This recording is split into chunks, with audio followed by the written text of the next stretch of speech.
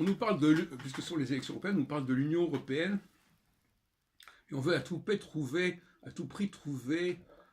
une communauté de destin et de pensée entre les États de l'Union européenne. C'est un leurre, c'est un leurre.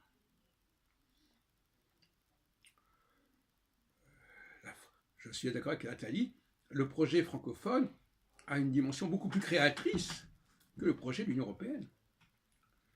Parce que la francophonie, elle n'est pas limitée à un continent. La différence de l'Union européenne, on dit il y a le continent européen qui a son histoire. C'est un déni de toute l'histoire impériale, propre à l'Angleterre, propre à l'Espagne, propre à la Hollande, propre à la France, propre au Portugal, notamment, qui sont ouverts vers l'extérieur, qui ont une capacité de rayonnement au-delà du continent européen. Et donc s'enfermer dans le continent européen, ça ne correspond pas à l'histoire de la France, de l'Angleterre, de l'Espagne, du Portugal ou de la Hollande, je suis désolé de le dire. Et d'autre part, la présence croissante de l'immigration en France nous renvoie à notre histoire impériale. C'est nous qui sommes allés en Algérie, c'est nous qui sommes allés dans tel et tel pays africain, et si l'Afrique parle français, c'est parce que nous l'avions conquise, nous l'avons colonisée. On ne peut pas... Donc là aussi, tous les membres de l'Union européenne n'ont pas cette histoire-là, n'ont pas vécu les mêmes choses, n'ont pas eu les mêmes ambitions. Que l'on veuille créer quelque chose de nouveau, oui, ça se conçoit. Mais qu'on veuille nous faire croire que, telle que l'Union européenne est, elle a déjà cette culture commune, ça c'est une plaisanterie. La culture commune de l'Europe, dans le meilleur des cas, elle est à créer, elle est à inventer, elle est à vivre. Mais elle n'est pas déterminée par le passé. L'Europe n'a pas un passé commun. En dehors, effectivement, de la dimension chrétienne, qui est un élément commun en effet, mais on sait à quel point elle a été divisée au niveau de l'orthodoxie, au niveau du protestantisme et du catholicisme. Donc il faudrait quand même être sérieux. Hein, mais ça correspond à un certain mode de fonctionnement, à savoir, et d'ailleurs c'est assez chrétien, puisque les chrétiens, ils disent « le Messie est arrivé ». Donc ils sont tout le temps en train de dire que les choses ont déjà eu lieu, et que les espérances ont déjà été réalisées. En réalité, l'Europe a besoin, dans le meilleur des cas, d'un nouveau projet. Et il ne s'agit pas de dire cette Europe, elle existe déjà culturellement. Non, elle n'existe pas.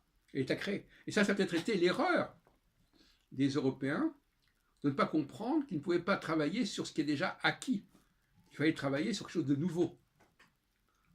Alors il faut créer de nouvelles structures, comme d'ailleurs la Révolution française a été un ferment de l'Union européenne, précisément par sa nouveauté, qui a coûté un certain prix, effectivement, le problème des élections, le problème de la monarchie, etc. On subit les conséquences, peu importe. Mais les gens qui ont l'esprit, je dirais, pour en parler un langage astrologique saturnien, c'est des gens qui voient très grand et qui, certes, effectivement, cherchent une unité dans l'Empire, mais une unité à créer et pas une unité à inventer sous prétexte qu'elle est déjà là. Ça, c'est une unité complètement factice. Elle est à créer. Alors, est-ce qu'elle existe ou pas? Est-ce qu'il y a une réussite de la création d'une idéologie européenne et d'un modèle européen? Je ne pense pas.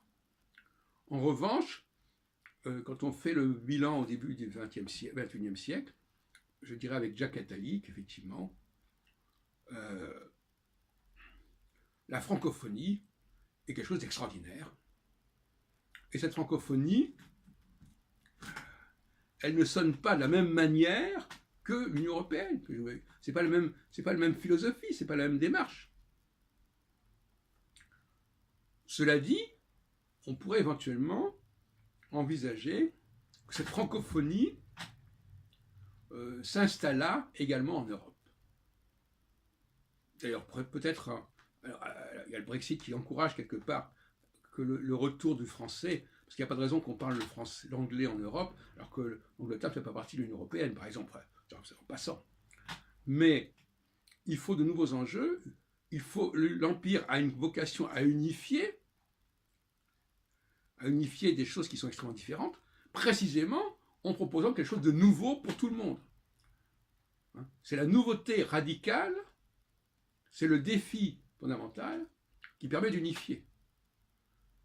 Mais fantasmer sur l'histoire de l'Europe, l'unité européenne qui aurait déjà existé, qui serait déjà là, la communauté des cultures, à mon avis, c'est une fausse piste.